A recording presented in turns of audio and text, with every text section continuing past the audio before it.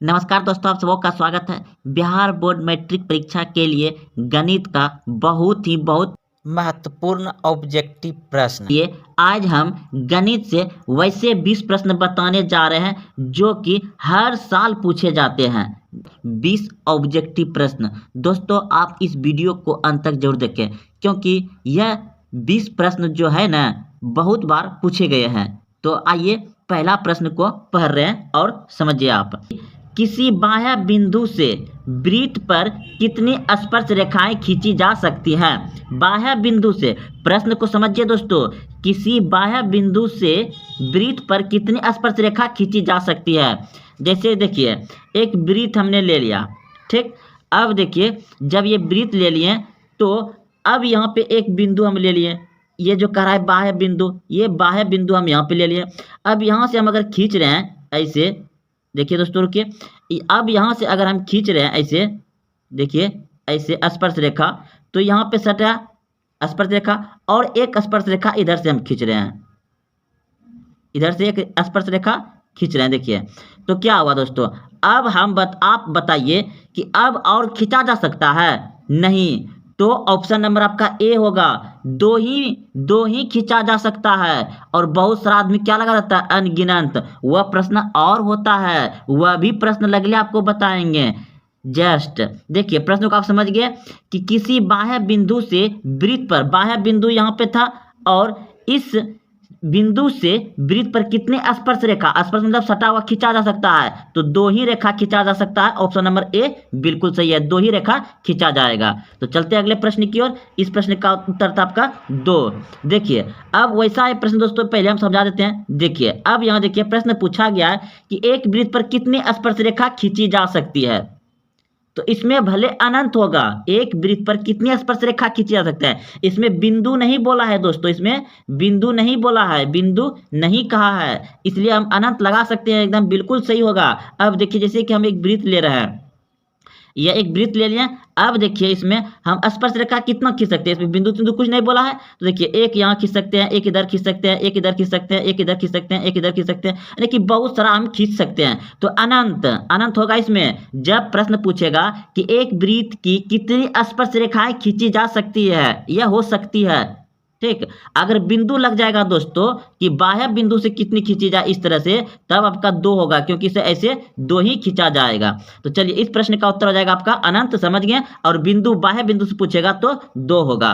तो चलते हैं, एक प्रश्न बीच में छोड़े थे, इस प्रश्न को भी समझ लेते हैं। देखिए, प्रश्न है किसी बाह्य बिंदु से किसी वृत्त पर खींची गई दोनों स्पर्श रेखाएं की लंबाई में कौन सा संबंध है?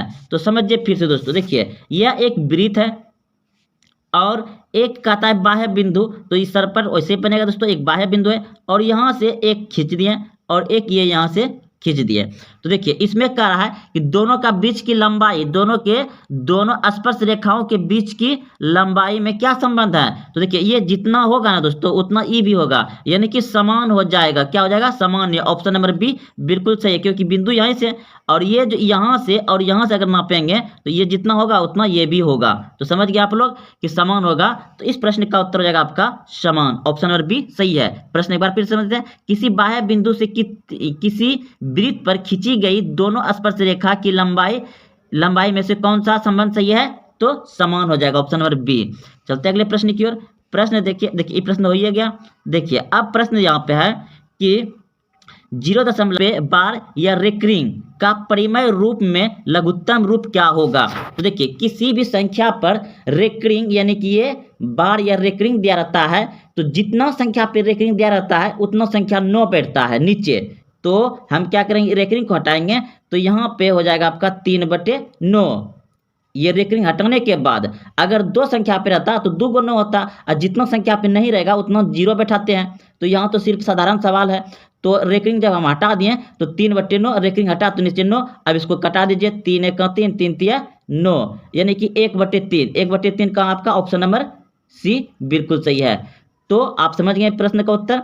0.3 पर रेकरिंग का परिमेय रूप में लघुत्तम रूप क्या होगा? 1/3। कैसे हुआ? इसको रेकरिंग को हटाएं तो 3/9 हो जाएगा। 3 × 3, 3 × 9, ऑप्शन नंबर सी सही है। चलते अगले प्रश्न की ओर। अब देखिए, प्रश्न है 3 प्लस रूट 2 3 प्लस 2 रूट 3 है, 3 प्लस 2 रूट 3 है। तो इस क्या है 3 प्लस 2 रूट 3 है, क्या है ये परिमेय संख्या है, वो परिमेय संख्या है, यह भिन्न संख्या है, यह पूर्णांक है। तो देखिए दोस्तों यह तो हो गया परिमेय संख्या, लेकिन इसके साथ क्या जुट रहा है 2 रूट 3, जो कि ये अपरिमेय संख्या है, ये अपरिमेय संख्या इसके साथ जुट रहा है, तो इसको भी अपरिमेय संख्या बना दिया। ऑप्शन नंबर 20 सही हो जाएगा, अपरिमेय संख्या है। 3 प्लस 2 रूट 3 क्या है, अपरिमेय संख्या है। अगर आपको इस तरह से भी दे दे 2 प्लस 2 रूट 5, तो यह भी आपका अपरिमेय संख्या ही होगा। अगर आपको दोस्तों इस तरह दिया जाए कि 2 प्लस 2 रूट 4, तो ये क्या हो जाएगा आपका परिमेय संख्या हो जाएगा, क्योंकि ये 2 निकल जाएगा, यानी कि यहाँ 2 प्लस 2 और इसका 2 निकल जाएगा, 4 दूना 8 6 कितना जाएगा, 4 दूने 8 2 10 हो जाएगा आपका, यानी कि नीचे एक छुपा रहता है तो परिमेय संख्या हो जाएगा। तो ध्यान रखिएगा कि इस रूट से बाहर निकलने वाला संख्या नहीं हो तब वो अपरिमेय संख्या हो जाएगा, अगर बाहर निकल जाएगा तो क्या हो जाएगा, परिमेय संख्या हो जाएगा। चलते अगले प्रश्न की ओर। प्रश्न है बहुपद x square plus 5x minus 6 का घात है। तो आप सभी जान रहे हैं कि जितना घात रहेगा, जितना इस पे पहले वाला पद पर जितना पावर रहेगा उतना वह बहुपद का घात कहलाएगा। तो कितना है 2 है, तो ऑप्शन नंबर डी बिल्कुल सही है। अगर इस पे 3 रहता तो त्रिघात हो जाता, समझ गए। तो चलते अगले प्रश्न की ओर। तो बहुपद x square plus 5x minus 6 का घात है कितना है 2, ऑप्शन नंबर डी सही है। अगर इस पे 3 रहता तो त्रिघात हो जाता। चलते अगले प्रश्न की ओर। प्रश्न है द्विघात समीकरण का मानक रूप है, द्विघात समीकरण का मानक रूप है। तो देख रहे हैं आप आपके सामने ऑप्शन है। तो द्विघात समीकरण का मानक रूप आप सभी जानते हैं कि ax square plus bx plus c बराबर 0। तो कहाँ है आपका, ऑप्शन नंबर सी में है, ऑप्शन नंबर सी बिल्कुल सही है। द्विघात समीकरण का मानक रूप होता है ax square plus bx plus c, ये होता है ऑप्शन नंबर जो कि आपका सी में है। चलते अगले प्रश्न की ओर। प्रश्न है आपका, देखिए AP का nवां पद है, AP का nवां पद है जब पहला पद A और सार्वंतर D हो। तो दोस्तों आपको क्या पूछ रहा है यहाँ पे, AP का nवां पद पूछ रहा है, AP का nवां पद पूछ रहा है। तो कैसे निकालते हैं nवां पद, तो इसका सूत्र होता है A plus n minus 1 into D. तो यही तो सूत्र होता है। तो कहाँ है आपका ऐसा, ऑप्शन नंबर ए में बिल्कुल सही है, क्योंकि आपका पहला पद दिया हुआ है और डी दिया गया है। तो हमको एनवां पद ज्ञात करना है, तो एनवां यहाँ से निकालेंगे, एन का मान, समझ गए आप। तो यहाँ पे ऑप्शन नंबर ए बिल्कुल सही है। तो चलते अगले प्रश्न की ओर। इस प्रश्न का उत्तर आपका ऑप्शन नंबर ए था। अब देखिए प्रश्न है सभी वृत्त है, सभी वृत्त है, वृत्त देखिए ये वृत्त हो गया, ये वृत्त हो गया, ये वृत्त हो गया, ये वृत्त हो गया, वृत्त है। सभी वृत्त क्या है, समरूप हो जाएगा क्योंकि एक समान है। देखिए सार्वंसम अलग होता है, समरूप मतलब एक तरह का, उसका आकार जो है एक समान मिल रहा है, इसलिए समरूप हो जाएगा। क्योंकि गोल गोल गोल गोल सब है, ऐसा तो वर्गाकार तो नहीं ना है, वर्गाकार तो नहीं ना, आयताकार तो नहीं ना, वर्गाकार तो नहीं ना, तो समझ गए। तो समरूप है, ऑप्शन नंबर क्या हो जाएगा आपका, ऑप्शन नंबर बी हो जाएगा। सभी वृत्त क्या है, समरूप है। सर्वांगसम कब होगा, जब एक ही जैसा, जैसा कि मान लीजिए ये वाला है, जैसे ये वृत्त है और एक वृत्त एकदम सेम टू सेम इसके उसके ऊपर ही चढ़ा के लेंगे, ये मेरा हो जाएगा, क्या हो जाएगा, इसके एकदम सेम टू सेम हो जाएगा, तब सर्वांगसम हो जाएगा। तो चलिए आप समझ गए कि सभी वृत्त क्या है, समरूप हो जाएगा। अगला प्रश्न देखिए, देखिए अब प्रश्न है आपका, यदि 3 cot A बराबर 4 तो साइन A का मान होगा। तो दोस्तों आप सभी एक याद रखिएगा, जब भी आपको मतलब इस तरह का प्रश्न में आए त्रिकोणमिति में, तो इसको ट्रिपलेट नंबर कहा जाता है। 3 4, जब 3 4 है तो 5 आएगा ही आएगा। प्रश्न है यदि 3 cot A बराबर 4 तो साइन A का मान होगा। तो दोस्तों आप प्रश्न को समझ गए। प्रश्न दिया गया है कि 3 cot A बराबर 4 तो साइन A का मान क्या होगा। तो देखिए जब हम दोस्तों इसको cot इस तरह से यहाँ पे लिखेंगे, cot A बराबर, तो यहाँ 4 पहले से है और ये गुणा है तो क्या चल जाएगा, भागा में, यानी 4 बटे कितना हो जाएगा, ये 4 बटे हो जाएगा आपका 3। तो इसका कॉट का सूत्र क्या होता है, बी बटे पी। तो बी बराबर कितना हो जाएगा आपका 4 और पी कितना हो जाएगा 3।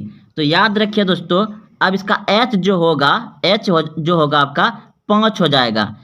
ये ट्रिपलेट नंबर है। जब आपको 3 4 कहीं मिले, 3 और 4 मिले तो 5 होगा। आप निकालिएगा नहीं, क्योंकि ऑब्जेक्टिव है। निकालने में आपको समय जितना देर में निकालिएगा उतना देर में आप 2 प्रश्न बना लीजिएगा।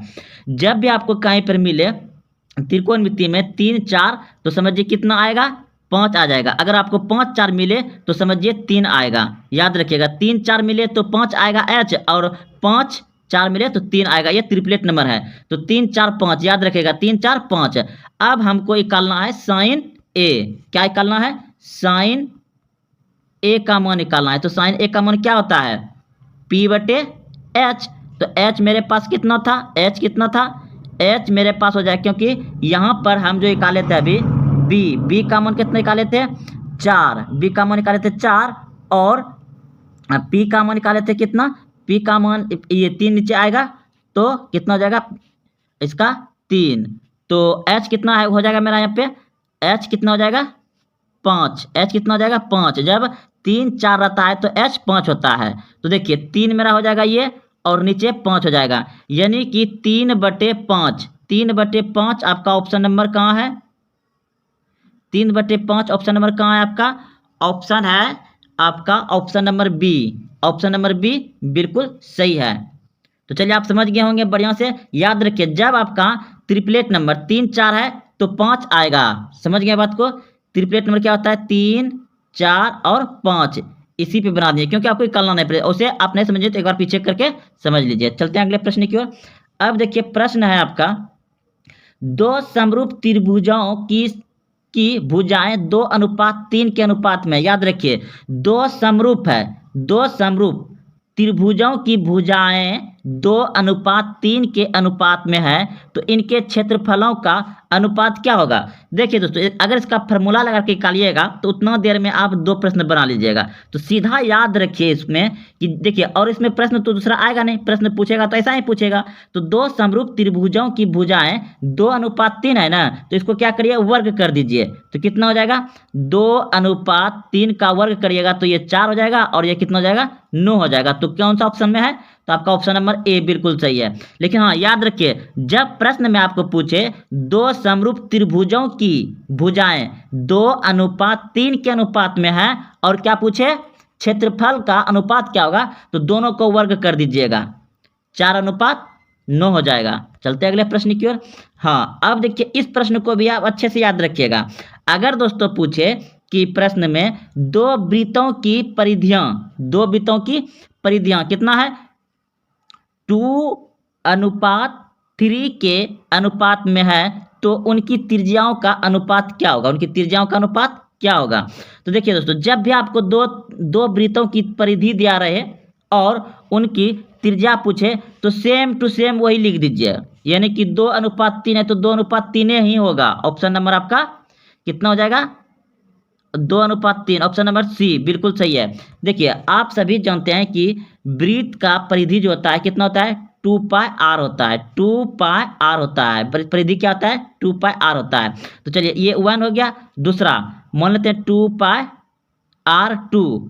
तो देखिए ये कटिए गया, तो r1 r2 आपका सेम टू मिल तो रहा है, 2:3 था, इधर सेम मिल रहा है, क्योंकि 2 को वृत्त है। तो ये मेरा एक वृत्त का हो गया, कितना दे दिया है 2, और दूसरा वृत्त का कितना दे दिया है 3, 2 वृत्त का है। तो दोनों को हम बैठा देती है, ये कट गया, तो मेरे पास 2 है और 3 बचा। तो देखिए ऑप्शन नंबर सी बिल्कुल सही है।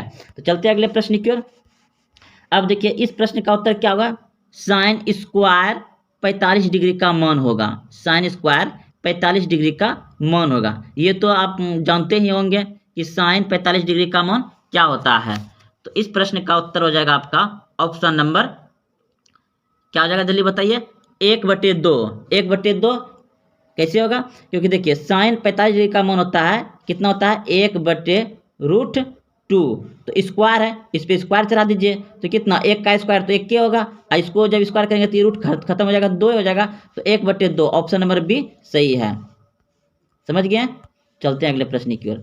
प्रश्न देखिए, ये तो सूत्र है, आप सभी जानते होंगे कि साइन स्क्वायर इस जगह थीटा के जगह पे कुछ भी रहे, ए रहे, बी रहे, या 35 रहे, या 40 रहे, और plus same cos square theta, यहाँ पे ए रहे बी, यानी कि जो अगर 35 इधर है, इधर भी 35 है, इधर 40 है, इधर भी 40 है, इधर थीटा है तो इधर भी थीटा है, तो बराबर हमेशा क्या होगा, 1 ही होगा। क्या होगा? 1 ही होगा। ऑप्शन नंबर सी बिल्कुल सही है, क्योंकि ये सूत्र है sine square theta plus cos square theta बराबर होता है 1।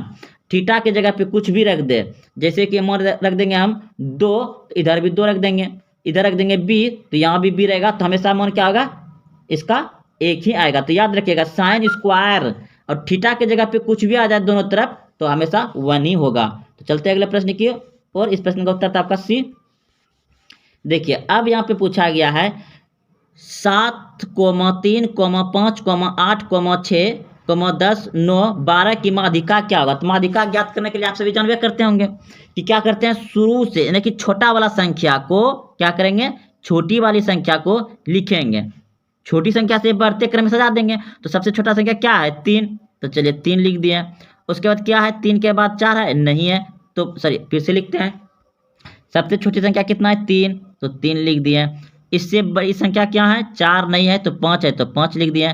इससे बड़ी संख्या कितना है, 6, 6 लिख दिए। इससे बड़ी संख्या कितना है, 7, 7 लिख दिए। 7 से बड़ी संख्या कितना है, 8, 8 लिख दिए। 8 से बड़ी संख्या 9 है, 9 लिख दिए। 9 से कितना है, 10 लिख दिए। 10 से बड़ी संख्या कितना, 11 नहीं है, तो 12 लिख दिए। क्या गो था, 1, 2, 3, 4, 5, 6, 7, 8 गो था, तो 1, 2, 3, 4, 5, 6, 7, 8 गो है। अब क्या करेंगे, इस तरह सजा के लिखने के बाद इधर से एक संख्या काटेंगे, इधर से एक संख्या काटेंगे, इधर से एक संख्या, इधर से एक संख्या, इधर से एक संख्या, इधर से एक संख्या। अगर दोस्तों मेरे पास अगर बीच में एक संख्या जो बचता तो वही माध्यिका होता, लेकिन यहाँ पे मेरा 2 गो बच गया। क्या क्या बच गया, 7 + 8 बच गया, तो दोनों को जोड़ के 2 से भाग दे देंगे, दोनों को जोड़ के 2 से भाग दे देंगे। तो दोनों को जोड़ेगा कितना हो जाएगा, 7 × 14 = 15, 15/2, तो 7 दूना 14, 7 दूना 14 और 0.5 आ जाएगा। 7 मतलब 15 में भाग दीजिएगा 7.5, ऑप्शन नंबर डी सही हो जाएगा। तो चलते हैं अगले प्रश्न की ओर। प्रश्न देखिए, निम्नलिखित में कौन अपरिमेय संख्या पूछ रहा है, अपरिमेय संख्या पूछ रहा है। तो देखिए ऑप्शन ए क्या हो जाएगा आपका, √अंडर क्या है, 64/36, तो इसका आप 8 निकाल दीजिएगा और इसका 6 निकल जाएगा, तो ये क्या हो जाएगा, परिमेय संख्या हो जाएगा। इसका भी आपका कितना निकल जाएगा, 9 निकल जाएगा, 9 में 81 निकल जाएगा। इसका तो नहीं निकलेगा, इसका निकल जाएगा 7, और नीचे तो 9 है, ये है, तो आपका ऑप्शन नंबर सी बिल्कुल सही है। वो परिमेय संख्या कौन होगा, जो कि रूट से बाहर नहीं निकलेगा, तो वो परिमेय संख्या हो जाएगा। ऑप्शन नंबर सी बिल्कुल सही है, और बाकी इधर सब परिमेय संख्या है। चलते अगले प्रश्न की ओर। प्रश्न देखिए पूछा है, निम्नलिखित में कौन बहुपद नहीं है। अब देखिए यहाँ पे बहुपद नहीं है, तो बहुपद नहीं है, तो इस प्रश्न का उत्तर हो जाएगा, देखिए ये आपका -7x बहुपद है, ये भी आपका बहुपद है, और ये भी बहुपद है। ये आपका बहुपद ऑप्शन नंबर सी नहीं है, क्योंकि इसका गुणांक जो है कि रूट में है, रूट में है, इसका गुणांक रूट में है, यानी कि इसका क्या, अगर रूट को हटा देंगे तो 3 पे पावर क्या हो जाएगा, 1/2 हो जाएगा। तो ये जो है कि बहुपद नहीं होता है। तो आप समझ गए कि बहुपद क्या है। इसी तरह से आपको प्रश्न अगर यह प्रश्न ऐसा आएगा तो समझिए कि √3 जो x के बगल में, इसका x का जो गुणांक होगा वो गुणांक है ही नहीं, रूट के अंदर है, तो कहाँ से बहुपद होगा। तो ऑप्शन नंबर सी बिल्कुल गलत है, ये नहीं होगा। ऑप्शन नंबर सी उत्तर हो जाएगा इसका। चलते अगले प्रश्न की ओर। देखिए फिर प्रश्न आपका आ गया, अभी तुरंत बताएं, जहां देखिए साइन थीटा बराबर 3/5 है, तो कोस थीटा का मान पूछा गया है। तो साइन थीटा का मान, जो साइन थीटा का मान क्या होता है, P/H, तो P का मान कितना हो गया 3, और H का मान कितना हो जाएगा 5। तो अभी तुरंत बताए थे दोस्तों, जब इस तरह से रहे, 3 रहे 5 रहे तो 4 आएगा, 4 3 रहे तो 5 आएगा, 5 3 रहे तो 4 आएगा, और 5 4 रहे तो 3 आएगा। तो मेरा क्या निकल जाएगा यहाँ पे, बी कितना निकल जाएगा, क्योंकि 5 3 तो है, 5 3 तो है तो 4 आ जाएगा बी। अब पूछा क्या है हमको, कॉस थीटा। तो कॉस का मान क्या होता है, कॉस का मान क्या होता है, तो कॉस का सूत्र क्या होता है आपका बी बटे एच। कॉस क्या होता है बी बटे एच। तो एच कितना हो जाएगा आपका, एच तो 5 है तो 5 हो जाएगा, एच 5 हो जाएगा। और बी कितना हो जाएगा, बी 4। तो 4/5 कहाँ है, 4/5 कहाँ है, 4/5 है, ऑप्शन नंबर ए बिल्कुल सही है, 4/5। समझ गए दोस्तों। देखिए इसमें कुछ नहीं याद रखना है, 3 4 रहे तो 5 आ जाएगा, यानी कि ये ट्रिपलेट है, जहाँ 3 4 रहे तो 5 आएगा, जहाँ 5 4 रहे तो वहाँ 3 आएगा, और जहाँ 3 5 रहे तो वहाँ 4 आएगा। ये ट्रिपलेट नंबर है, याद रखिए 3 4 5। तो हम जानते हैं कि साइन का सूत्र क्या होता है P बटे एच। तो P का मान हो गया 3 और H का मान हो गया 5। H का मान 5 हो गया तो B का मान कितना हो जाएगा 4, क्योंकि 4 है, 4 हो जाएगा। B का मान कितना हो जाएगा 4 हो जाएगा। तो हम कोस का सूत्र क्या जानते हैं, कोस का सूत्र क्या होता है, कॉस का सूत्र होता है आपका b बटे एच। तो b बटे एच, तो h का मान कितना है 5 और h b कितना हो गया आपका 4। तो 4/5, 4 बटे कहाँ है, ऑप्शन नंबर ए बिल्कुल सही है, 4/5 ऑप्शन नंबर ए सही है। चलते अगले प्रश्न की ओर। प्रश्न है द्विघात बहुपद के शून्यांक की संख्या कितनी होती है, द्विघात बहुपद की शून्यांक की संख्या कितनी होती है। तो देखिए इस प्रश्न का उत्तर हो जाएगा द्विघात बहुपद का शून्यांक की संख्या होती है 2, याद रखिएगा 2 होता है। अगले प्रश्न की ओर। प्रश्न देखिए यह भी एक सूत्र है आपका, cosec square theta minus cot square theta का निम्न में से कौन सा है। तो ये आपका सूत्र है, सभी को जानता है। इस प्रश्न का उत्तर हो जाएगा आपका 1। तो दोस्तों यह बहुत महत्वपूर्ण ऑब्जेक्टिव प्रश्न थे गणित का, जो कि बहुत बार पूछे गए हैं।